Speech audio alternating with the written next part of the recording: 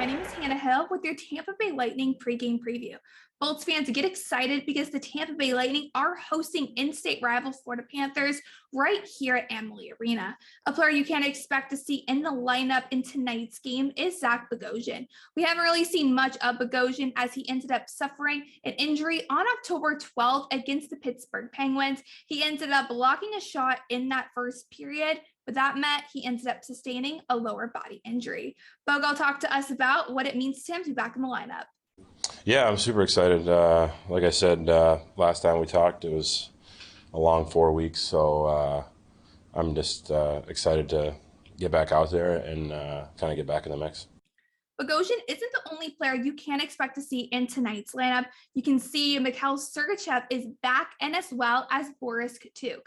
Mikhail Sergachev was suspended 2 games for a check to the head on Toronto Maple Leafs Mitch Marner, and Katchouk, he has been out for around 6 games. The first 2, he was a healthy scratch, and then the past 4, he has been recovering from an injury he sustained during a training session on Halloween. Yeah, it's a little frustrating, but it's a part of the hockey or part of the game, and I just can't let it be let down. Yeah, something in practice that I tweaked, and it didn't feel pretty good, so just got some treatment, and now pretty good. Erik Cernak is out with an upper body injury, and he is listed week to week. Having players like Mikhail Sergachev and Zach Bogosian back in the lineup will definitely help with the depth of the team. Coach John Cooper elaborated on what it's like to have Zach Bogosian back in the lineup. With Cernak out, it's to have a little more depth on the right side is much needed, so he'll help. That should be a fun night as the Bolts are facing off against the Cats. Expect Andrei Vasilevskiy between the pipes, and all the action begins at 7 o'clock. What a thrilling first period between 2 in-state rivals. While the Bolts were on a power play because Mackenzie Weegar was sent to the box for interference, Ross Colton set up a beautiful play, passed the puck right to Pat Maroon, and Pat Maroon found the back of the net, getting the first goal of the game. Bolts lead 1-0 going into the second period. Something that I've noticed on the Florida Panthers side is the perfect line transitions from the Panthers. That is something that the Lightning need to keep an eye out for, especially during those odd man rushes. Something that I think shocked all Lightning fans was when Brayden Point dropped the gloves against Patrick Hornquist. That was quite a fight.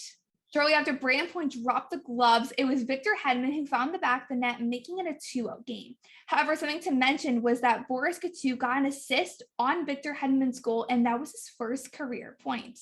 Jonathan Huberdeau ends up putting one up past Andrei Vasilevskiy, making it a tied game, and that was Huberdeau's first goal in 8 games. Towards the end of the second period, the Panthers put one back up, tying up the game, so that means it's a tied game going into the third period.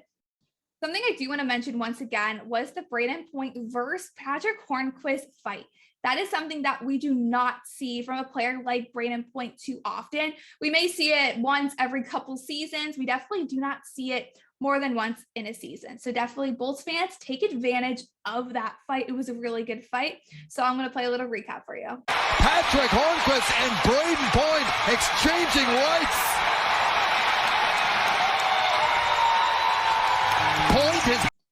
Neither team could find the back of the net in the third period, meaning we would be going to overtime and that both teams would be leaving tonight's game with at least 1 point. Speaking of point, Brayden Point of the Tampa Bay Lightning, who dropped the gloves earlier in the second period, scored the game-winning goal, securing the 3-2 win over in-state rival Florida Panthers. The Bulls will be back on it this Monday at Amalie Arena, but this time they'll be facing off against the New York Islanders, so really the fun is just beginning.